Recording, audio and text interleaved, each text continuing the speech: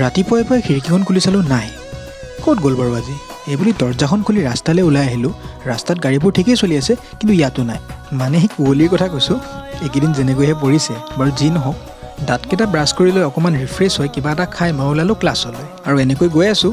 কুঁৱলী যদিও নাই, কিন্তু ঠাণ্ডা সেই হিচাপে কমা নাই। পলিচ কৰা জোতাযোৰত ধূলি লগাব ইচ্ছা নাই যদিও উপায়তো নাই। আৰু অকণমান পাছতে আহি পাই গ'লোঁ আমাৰ ইউনিভাৰ্চিটি কেম্পাছ। লিফ্টত উঠি 7 নম্বৰ বাটনটো প্ৰেছ কৰাৰ অকণমান পাছতেই দৰ্জাখন এনেকৈ খুলি গ'ল আৰু পাই গ'লোঁ আজিৰ গন্তব্যস্থান, মানে ক্লাছৰুম। লিফ্টৰ দৰ্জাখন আকৌ বন্ধ হৈ গ'ল, মানে আমাৰ ক্লাছকেইটা কৰা হ'ল। আৰু এনেকৈ সকলো গৈ আছোঁ। এই দিনকেইটা বৰ কঠিন যেন লাগে যদিও হয়তো কেইবছৰমান পাছত আগৰ দৰে এই দিনকেইটাও স্মৃতিলৈ পৰিৱৰ্তন হ'ব। গতিকে পাৰালৈ এই দিনকেইটা অৱহেলা নকৰি ভাল ভাল স্মৃতি ৰচিবলৈ চেষ্টা কৰক।